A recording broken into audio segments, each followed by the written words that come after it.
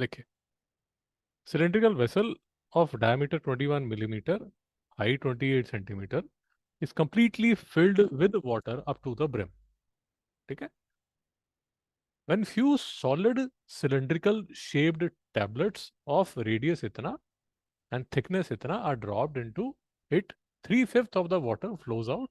Find the number of cylindrical tablets dropped into the vessel. अब एक चीज आपको याद रखनी पड़ेगी, ये जो क्वेश्चन है उसमें दो लेवल पे काम चल रहा है. मैं आपको बताता हूँ क्या वो दो लेवल है, तो आप खुद ही समझ आएंगे. देखिए, एक लेवल तो है unit conversion. Unit conversion unit conversion में आपने क्या करना है, आपको ये पता होना चाहिए कि 10 मिलीमीटर हो तो 1 सेंटीमीटर होता है. ये बात समझ आ गई. सो फॉर एग्जाम्पल, अगर 45 mm है तो बेसिकली वो 4.5 सेंटीमीटर होगा. ये बात समझ में पड़ी. दूसरा जो कॉम्प्लिकेशन है वो ये है कि अगर 12 mm जो है वो डायमीटर है, तो 6 mm जो है वो रेडियस होगा. और उसको अगर आपने सेंटीमीटर में कन्वर्ट करना है तो बटा 10 होगा, तो ये 6/10 सेंटीमीटर इसका रेडियस होगा. बात बिल्कुल समझ नहीं आ रही. तो एक तो चैलेंज ये है, यूनिट कन्वर्जन इस क्वेश्चन में. यूनिट कन्वर्जन आपको समझ आना चाहिए. ठीक है. दूसरी बात समझिए, जो सिलेंडर आपको दिया गया है वो ब्रिम तक भरा है. उसके बाद में ऐसे उसके अंदर आपने ये छोटे छोटे से पीसेस डाल दिए जो कि सिलेंड्रिकल है. नहीं समझ में आया. ऑफ कोर्स जब आप ये डालेंगे, ऑफ कोर्स जब आप ये इसके अंदर डालेंगे तो पानी बाहर निकलेगा. अब क्लास 9 फिजिक्स में आपको कराया गया था, नहीं कराया आपको याद तो भी चलेगा, कोई इतनी हाई तौबा वाली बात नहीं है, कॉमन सेंस है. ये मेटल के पीसेस जब इसके अंदर डालोगे तो इनको तो जगह चाहिए. क्योंकि इनको जगह चाहिए तो पानी को बाहर फेंकेंगे. आप समझ रहे हैं ना. सिंपल सा केस ले लीजिए. सोफे पे मम्मी, डैडी, भैया, सिर्फ 3 लोग बैठ सकते हैं सोफे पे, उतनी ही जगह है. अब आपने अगर एंट्री मारी और माशाल्लाह की सेहत बहुत अच्छी है, तो आपको 2 आदमियों को निकालना पड़ेगा. क्योंकि आपका जो वॉल्यूम है वो एक आदमी के जितना नहीं है, वो 2 आदमी के जितना है. समझ नहीं आ रहा. बॉडी शेमिंग, या I like that. Body shaming, body shaming, या मॉरल ऑफ द स्टोरी ये है कि आपका जितना वॉल्यूम है उस वॉल्यूम के हिसाब से आप लोगों को बाहर निकालते हैं.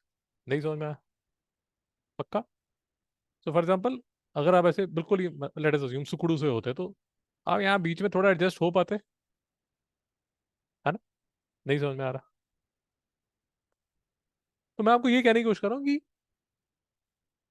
कितने ऐसे मेटल के पीसेस जाओगे, डालोगे, जिससे 3/5 the volume of this will be water will be thrown out. नहीं समझ में आया. मैं आपको सिर्फ ये कहने की कोशिश कर रहा हूँ कि जितना भी पानी स्प्लिट, क्या बोलते हैं उसको, बाहर गिरेगा, जितना भी पानी गिरेगा, फाइनली वो जो पानी गिरा वो किसकी वजह से गिरा, इन मेटल पीसेस की वजह से गिरा. तो इनको जितना वॉल्यूम चाहिए था उतना ही तो पानी बाहर गिर जाएगा. कहने का मतलब ये जो वॉल्यूम ऑफ वाटर जो बाहर गिरा, इसका जो वॉल्यूम है वो इन पीसेस के वॉल्यूम के बराबर है. कुछ समझ नहीं आ रहा. पक्का. तो लेट अस अज्यूम आपने इस तरह के एक्स पीस लिए. नहीं समझ में आया. 3/5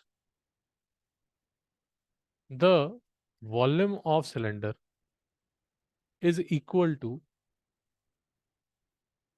volume of x pellets of the small pieces. कुछ समझ नहीं आ रहा है मेरी बात. अरे पैलेट्स देखे हैं क्या, जैसे वो मेटालिक बुलेट छर्रे देखे हैं कभी. हाँ. तो वो वैसे मतलब मेटालिक पीसेस हैं, तो पानी कितना बाहर गिरेगा? पानी उतना बाहर गिरेगा जितने वो सारे जो छोटे छोटे छोटे छोटे पीसेस, उन सबका जो वॉल्यूम है, वो दोनों जो है वो अगर बराबर हो जाएंगे तो उतना ही पानी गिरेगा। नहीं समझ में आया? भाई डाउट है तो पूछ लो। पक्का? ये टिपिकल सा क्वेश्चन है, आ भी जाता है। इसमें लॉजिक ये लगता है। अब देखिए। हाँ, बताया जाएगा। देखिए, सिलेंड्रिकल वेसल है, डायमीटर 21 मिलीमीटर है। तो 21 मिलीमीटर 2.1 सेंटीमीटर के बराबर होता है। नहीं समझ में आया? पर 2.1 सेंटीमीटर तो डायमीटर है, तो 2.1/2 सेंटीमीटर ये जो है ये रेडियस है। भाई नहीं समझ में आ रहा? जहां बात हाथ से निकल रहा है वहीं रोक लेना। तो 2.1/2 अजीब सा लगता है, तो मैं इसको 21/20 सेंटीमीटर लिख दिया। नहीं समझ में आया? अब इसकी जो हाइट है वो 28 सेंटीमीटर है। नहीं समझ में आया? When few solid cylindrical shaped tablets of radius 3.5 millimetre, अब ये टैबलेट्स हैं, पैलेट्स हैं, जो भी आप उसको बोलना चाहे, जैसे भी आप उसको बोलना चाहे, तो उसका जो रेडियस है वो 3.5 है। 3.5, मैं आपको यहाँ कन्वर्जन बता देता हूँ। 3.5 जो है वो रेडियस है। 3.5/10 सेंटीमीटर होगा, तो 35/100 सेंटीमीटर जो है वो रेडियस होगा। कोई बात समझ नहीं आ रही बिल्कुल? तो ये जो है ये 35/सेंटीमीटर के बराबर होगा। नहीं समझ में आ रहा?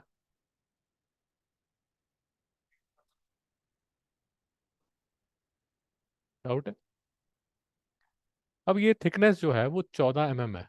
अब इसमें थोड़ी सी आपको डाउट आएगा, बट आपको ये समझना है कि सिलेंडर है, रेडियस दिया हुआ है, तो ये जो थिकनेस है ये उसकी हाइट ही होगी। कुछ समझ नहीं आया? थोड़ा सा कॉमन सेंस यूज करना पड़ेगा। तो ये जो है ये किसके इक्वल हो जाएगा? 14/10 सेंटीमीटर। नहीं समझ में आया?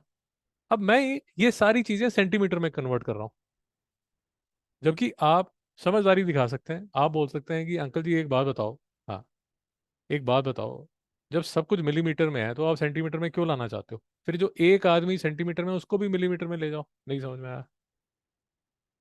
भाई अध्यापक के गलतियों से भी सीखना चाहिए ना, कि अध्यापक जो गलती कर रहा है उससे भी सीखो। नहीं समझ में आया?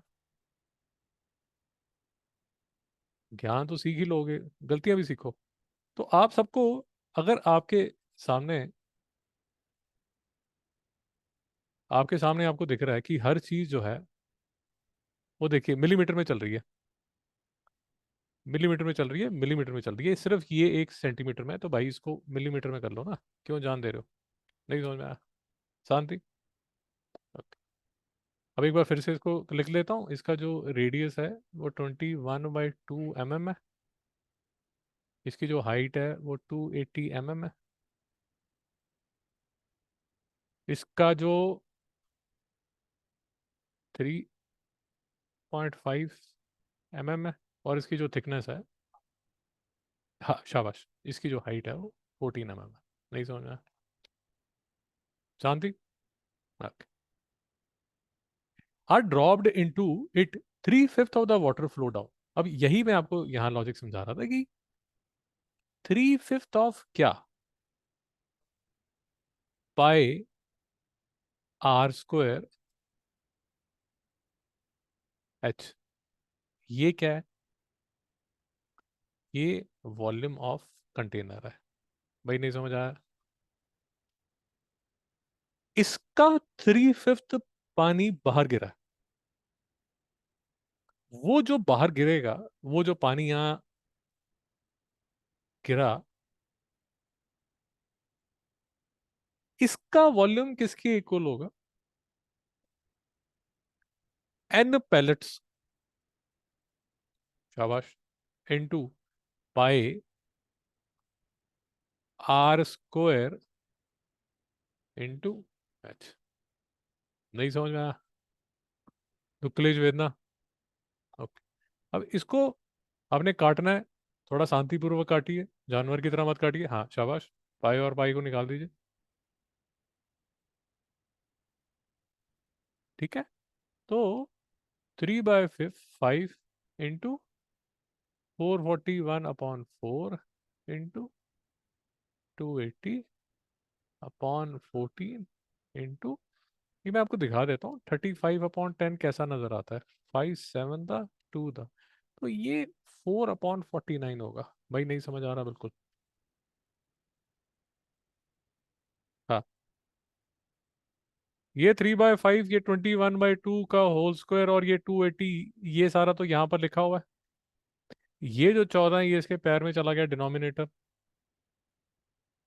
35/10 7/2 होता है, और इसका स्क्वायर किया जाएगा तो ये 49/4 होगा। नहीं समझ में आया? तो ये बाजू लिखा होगा 49/4, और इसको जब मैं ये बाजू लेके जाऊंगा तो ये 4/49 हो जाएगा।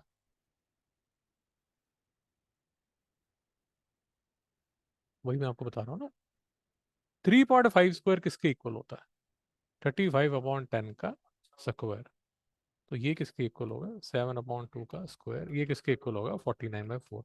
अब ये बेसिकली जो है ये 49/4 है। जब ये इस साइड में इसको लेके आऊंगा तो ये क्या बन जाएगा? 4/49। नहीं समझ में आया? शांति यहाँ तक? Okay. तो बस आप काटापीटी शुरू कर दीजिए। आपका आंसर जो एन है वो फ्रैक्शन में नहीं आना चाहिए। अगर फ्रैक्शन में आ रहा है तो आपने कुछ ना कुछ इतिहास रच दिया। नहीं समझ में आया? शांति।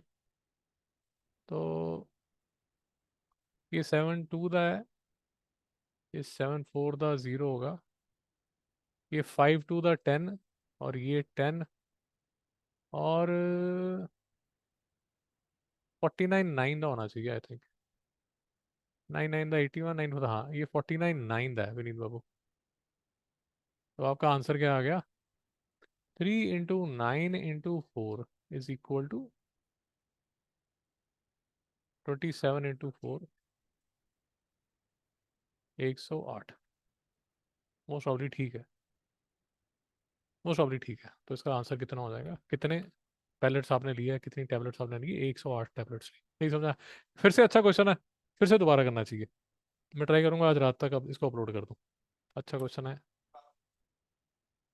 जी बेहतर। जितने क्वेश्चन हम डिस्कस करेंगे, जितने क्वेश्चन हम डिस्कस करेंगे वो आपको मिल जाएंगे।